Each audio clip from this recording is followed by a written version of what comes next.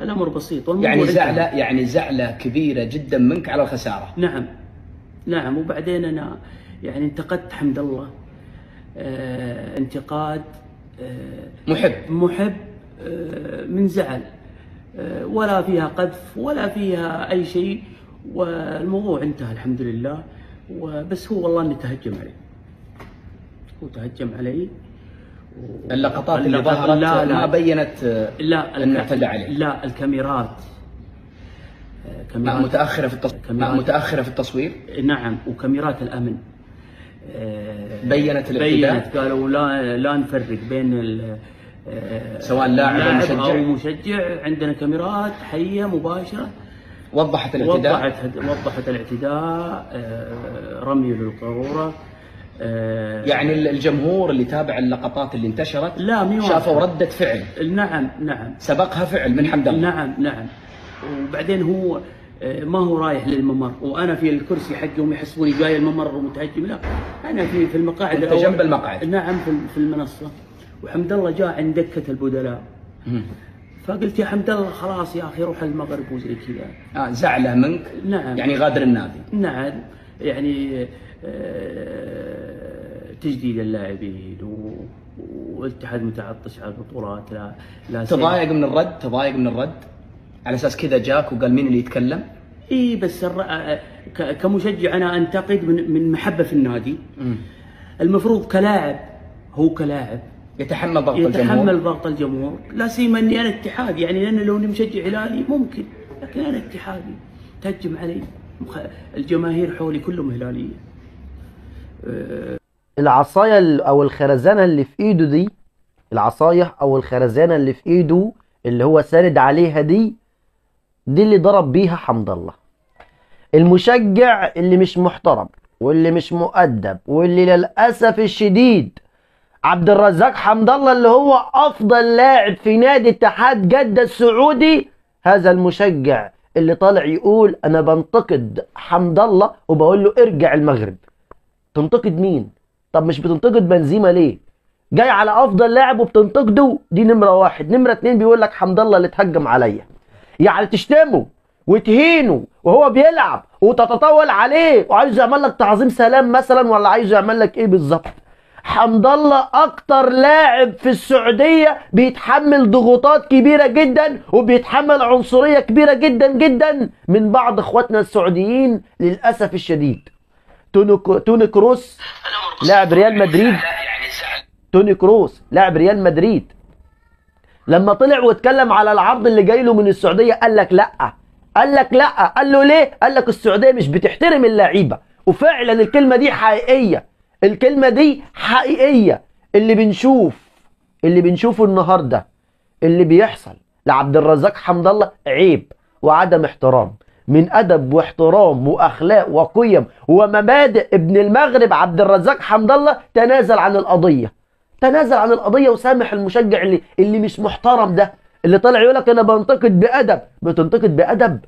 بتنتقد اللاعب اللي هو تاني اكتر واحد سجل اهداف في تاريخ الدوري السعودي. بتنتقد اللاعب اللي اكتر واحد بيبذل جهد في الملعب مع اتحاد جدة السعودي. بتنتقد اللاعب اللي كل مباراة يسجل لك ويفوزك مع اتحاد جدة السعودي. بنزيما اللي انتوا دافعين فيه ملايين الدولارات اللي بياخد قد فريق اتحاد جدة كله. بنزيما ما بيعملش 10% من اللي بيعمله عبد الرزاق حمد الله. بنزيما نفسه ما بيعملش 10% من اللي بيعمله عبد الرزاق حمد الله. ليه بتيجوا على لاعبي المغرب؟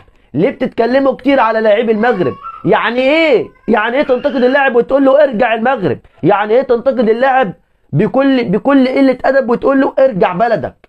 طيب انت عايزه يعمل لك ايه كده؟ يعني ايه يرجع المغرب؟ يعني هو اللي بيلعبوا افضل منه؟ المحترفين اللي انتوا جايبينهم افضل منه؟ على فكرة هقول لك على حاجة، والله العظيم كمان مرة، مهما تجيبوا ومهما تدفعوا سيولة للاعيبة وتجيبوا افضل اللاعبين اللي في العالم وتطوروا الدوري بتاعكم، صدقوني الدوري بتاعكم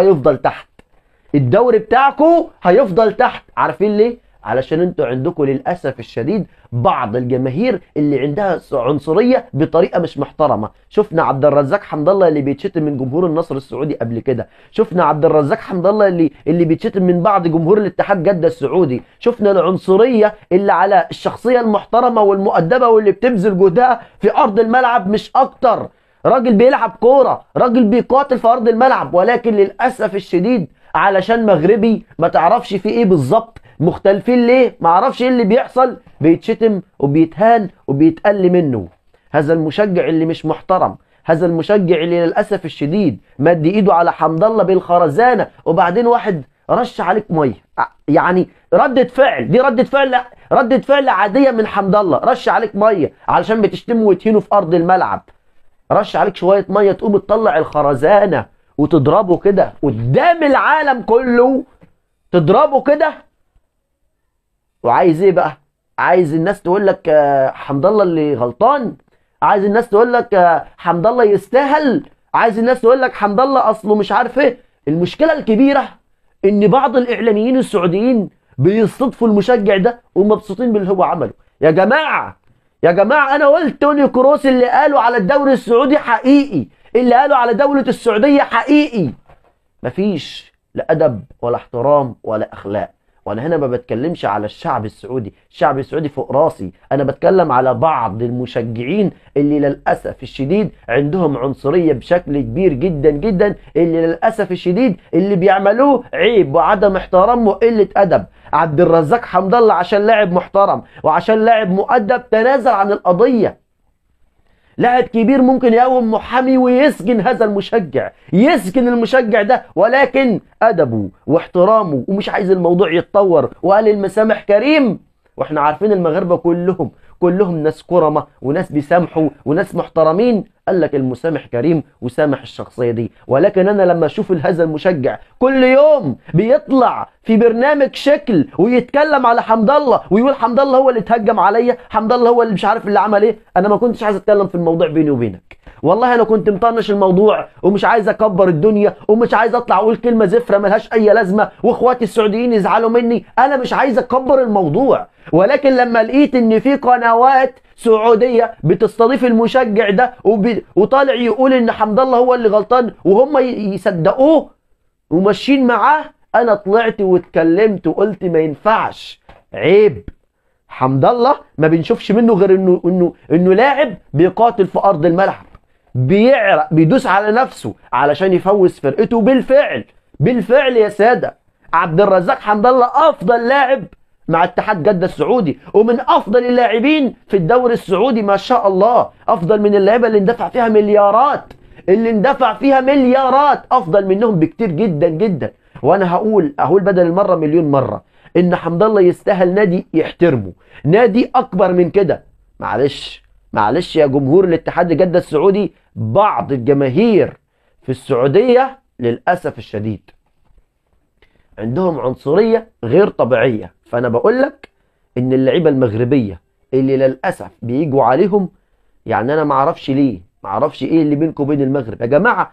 أنا قلت المغرب أقسم بالله في الوطن العربي، يعني الدول العربية، أغلب الدول العربية يعني بتحقد على المغرب بطريقة رهيبة. يعني شوف السعودية فيها فلوس، دفعوا مليارات للعيبة علشان يشهروا السعودية ويشهروا الرياضة في السعودية، دفعوا الملايين علشان يطوروا الرياضة في السعودية، ورغم كل ده برضو المغرب معدياهم، رغم كل ده برضو الرياضة في المغرب معدياهم بمراحل. في جميع المجالات الرياضية معديين السعودية، في جميع المجالات الرياضية، شهرة وكل حاجة وتطور وإنجازات، المغرب هي الأفضل، المغرب هي الأفضل من السعودية في كل حاجة.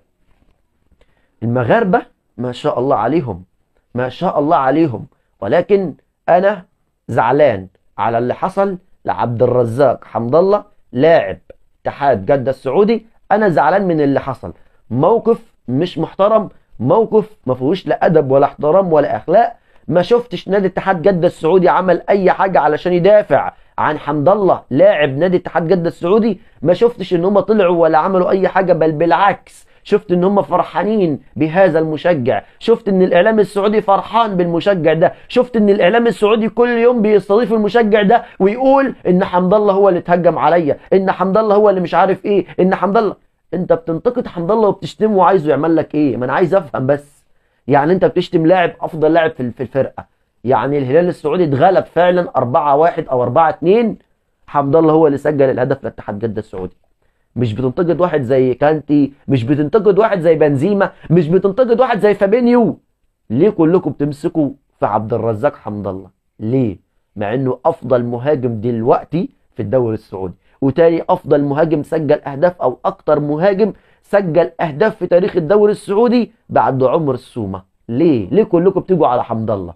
حمد الله اتمنى له كل التوفيق، اتمنى ان هو يرحل من الدوري السعودي. انا واحد من الناس اتمنى ان اللاعب ده يرحل من الدوري السعودي. لعيب محترم، لعيب محترم، اللي كان بيلعب في اولمبيك اسفا، اللي اول ما طلع كان بيلعب في النادي المغربي اولمبيك اسفا، واللي قال لك ان انا يوم ما اعتزل هعتزل في النادي ده، النادي المغربي. طبعا كلام محترم وكلام مؤدب وكلام شخص خلوق، شخص كل المغاربه بيحبوه، شخص كل الوطن العربي بيحبه وعارف قدراته، الا الجمهور اللي عنده عنصريه، واللي دايما بينتقدوا اي لاعب مغربي، واللي دايما ما بيحبوش الخير لاي لاعب مغربي. ولكن عزيزي المشاهد، انا واحد من الناس زعلت جدا على عبد الرزاق حمد الله، واتمنى له كل التوفيق ان شاء الله في المباريات القادمه، واشوفه كده افضل وافضل وافضل، واشوفه في افضل حال.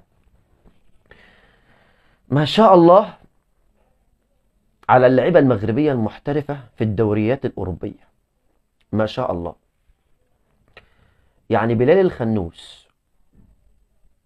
الخنوس من ضمن اللعيبه، بلال الخنوس واخو ماش، الاثنين اللعيبه المغربيه من ضمن افضل اللعيبه المواهب في اوروبا.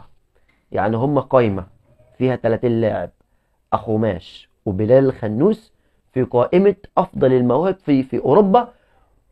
ودول اللي هيختاروا منهم واحد انه يكسب، هيختاروا منهم واحد او العشرة الاوائل ان هم يكسبوا افضل 10 وافضل 5 لعيبه موهوبين في اوروبا، اللعيبه اللي لسه صغيره في السن، اللعيبه الشباب. طبعا اخو ماش وبلال الخنوس لعيبه متالقه ومبدعه، وده شرف وفخر لينا كلنا ان احنا نشوف 2 لعيبه شباب متالقين في القائمه الاوروبيه بهذا الشكل. نتمنى لهم كل التوفيق، ونتمنى كل التوفيق للعيبه المحترفه والمبدعه والمتالقه. عزيزي المشاهد، هو ده كان فيديو النهارده. شكرا لكل اخواتي وحبايبي، شكرا لكل اخواتي المغاربه المحترمين اللي بيدعموني واللي بيبعتوا لي رسائل محترمه. شكرا لكم من القلب. ما تنساش في النهايه تدعي دعوه حلوه لاخواتنا ان ربنا ينصرهم ان شاء الله بعون الله. شكرا لكم، السلام عليكم ورحمه الله وبركاته.